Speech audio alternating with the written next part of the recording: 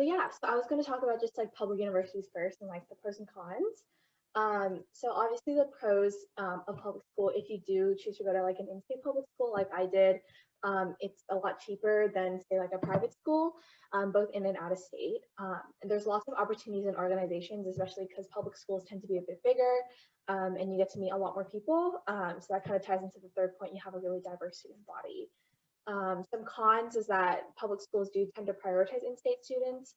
So I know at Berkeley, there's a lot of California students compared to like out of state, and they tend to be quite large, which could be a pro or con depending on what you're looking for. There's bigger classes, so it's kind of harder to connect with professors, but you can still definitely make those relationships if you want to. So some notable public universities, I just put a couple examples here: UCLA, the University of Washington in Seattle, and UIUC. And then as for private universities, a couple of pros and cons of each. You have a more geographically diverse student body because you're not just focusing on in-state students, so you get to meet people from like all over the country and all over the world. You usually have smaller courses and a lower faculty student ratio, so that really allows you to like make those relationships with the professors. So if you're planning on to like graduate school, you can get better letters of rec, I think.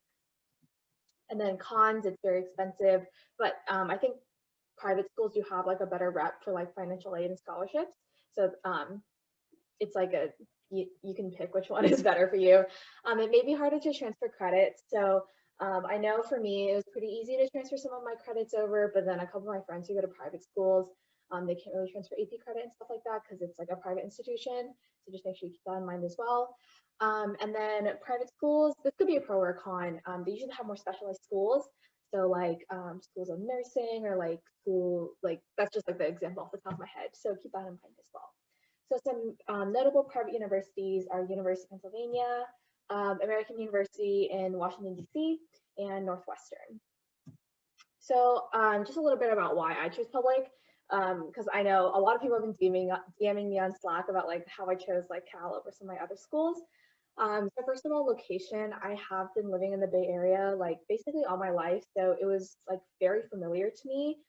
Also, my sister went to UC Berkeley, so I had a lot of experience with the campus already. So I think that was just like a big factor because it's kind of like I'm still at home, but I don't have to like stay at like physically at home. The cost also was a big factor. I was choosing between Cal and a different private university, and I think I really wanted to go to graduate school or like medical school.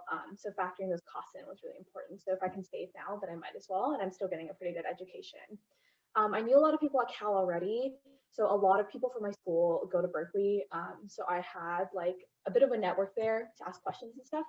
And Berkeley obviously has like a really notable faculty and lots of different opportunities and stuff, and there's just always something going on.